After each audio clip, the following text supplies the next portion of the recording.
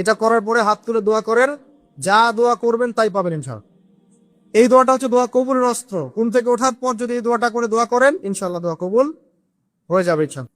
তো ফজরের নামাজের মিনিমাম আধা ঘন্টা আগে আমাদেরকে ওঠার অভ্যাস করতে হবে। এই যে ঘুমটা ভাঙলো, ভাঙার সাথে সাথে কি করব?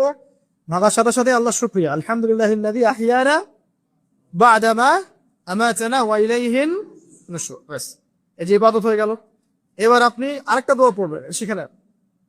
আপনি পড়বেন লা ইলাহা ইল্লাল্লাহ ওয়াহদাহু লা শারীকা লাহ লাহুল মুলকু ওয়া লাহুল হামদ ওয়া হুয়া আলা কুল্লি শাইইন কাদির সুবহানাল্লাহ আলহামদুলিল্লাহ ওয়া লা ইলাহা ইল্লাল্লাহ ওয়াল্লাহু আকবার লা হাওলা ওয়া লা কুওয়াতা ইল্লা বিল্লাহ আল্লাহুম্মা ইগফিরলি।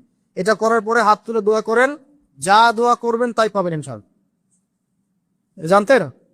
জানতেন না?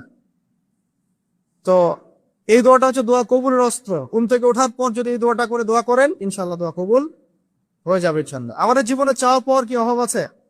প্রচুর চাওয়া পাওয়া। বৈধ চাওয়া পাওয়া গুলোকে পাওয়ার জন্য আল্লাহর সাথে সম্পর্ক করতে হয়।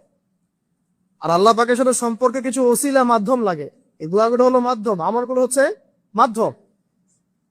তো আল্লাহ পাক যেমনটা বলেছেন, ফাজকুরুনি আযকুরকুম ওয়াশকুরুলি ওয়া লা তাকফুরুন, তোমরা আমাকে স্মরণ করো, আমিও তোমাদেরকে স্মরণ করব।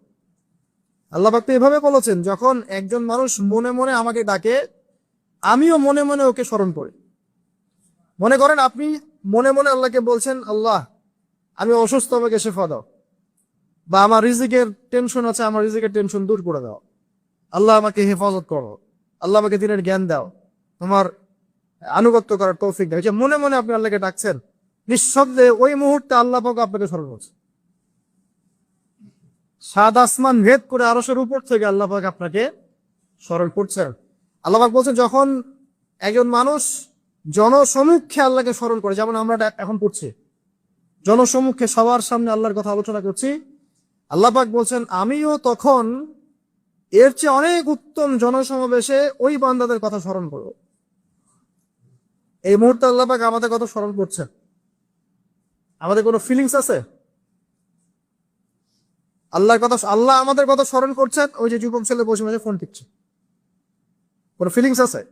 মানে মনস্তাত্ত্বিক ভাবে অন্তরে যখন নূর থাকে না, পাপ করতে করতে যখন অন্তরটা কলুষিত হয়ে যায়, কোনো ফিলিংস কাজ করে? খুন করবে, কোনো ফিলিংস নাই। সুদ খাচ্ছে, কোনো ফিলিংস নাই। জেনা করছে ডেইলি, কোনো ফিলিংস নাই। দেখবেন ঘুষ নিচ্ছে, দুর্নীতি করছে, মানুষের সম্পদ আত্মসাৎ করছে, যারা কোনো ফিলিংসও নাই, আমি একটা পাপ করছি। কখন এরকম হয় জানেন? যখন এক কথায়, যখন মানুষ পাপ করতে করতে